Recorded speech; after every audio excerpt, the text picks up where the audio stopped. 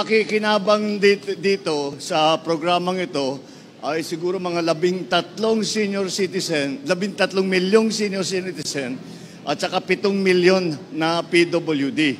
Kaya alam naman natin ang yan ang mga grupong yan, mga estudyante, ang PWD, mga senior citizens ay talaga naman kailangan ng tulong natin dahil very limited ang kanilang income. Kaya naisip namin, ito ay maaari natin gawin upang tulungan ang ating mga commuter na PWD at yung mga senior citizen. Makikinabang dito sa programang ito ay siguro mga 13 senior citizen, 13 milyong senior citizen at saka 7 milyon na PWD.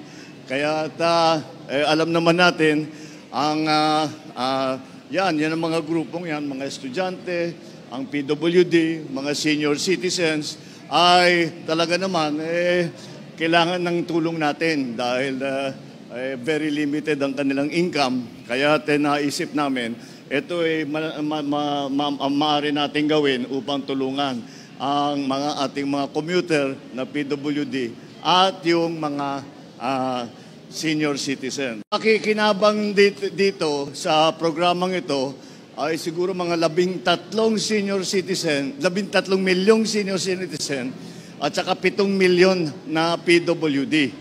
Kaya alam naman natin ang yan ang mga grupong yan, mga estudyante, ang PWD, mga senior citizens ay talaga naman kailangan ng tulong natin dahil very limited ang kanilang income. Kaya naisip namin, ito ay maaari natin gawin upang tulungan ang ating mga commuter na PWD at yung mga senior citizen. Makikinabang dito sa programang ito ay siguro mga 13 senior citizen, 13 milyong senior